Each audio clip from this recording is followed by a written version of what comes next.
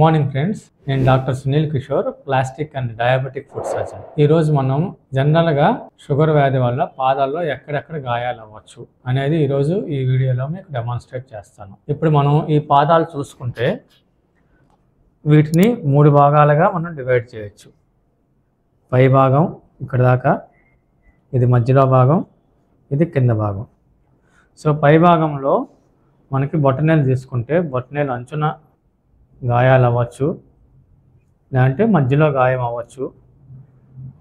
ఈ వేలు తీసుకుంటే, చిన్న వేలు తీసుకుంటే ఎక్కువ అంచుల్లో గాయాలు అవుతాయి ఇట్లాగా. ఎందుకంటే షుగర్లో ఏళ్ళు వంగిపోవటం వల్ల ఇక్కడ ఎక్కువ గాయాలు అవుతుంటాయి. రెండోసారి ఇక్కడ గాయం అయ్యే అవకాశం ఎక్కువ ఉంటుంది, ఎందుకంటే ఇక్కడ ఒత్తిడి పడుతుంది. అట్లాగే మిగతా వేళ్ళకు కూడా ఎక్కడైతే ఎముకుంటుందో ఒత్తిడి ఎక్కువ పడే చోట ఇక్కడ గాయాలు అయ్యే అవకాశం ఉంటుంది.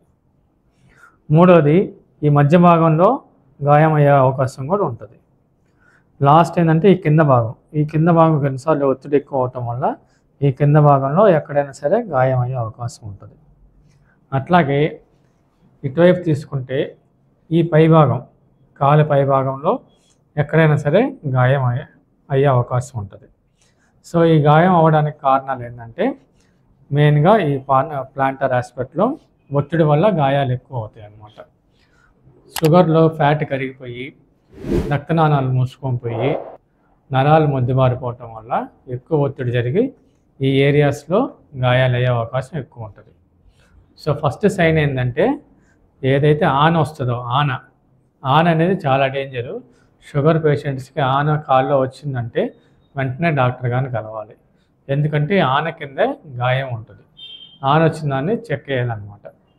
సో ఆన ఎప్పుడైతే కనిపిస్తుందో అప్పుడు వెంటనే ప్లాస్టిక్ సర్జరీ డాక్టర్ గారిని కలవండి.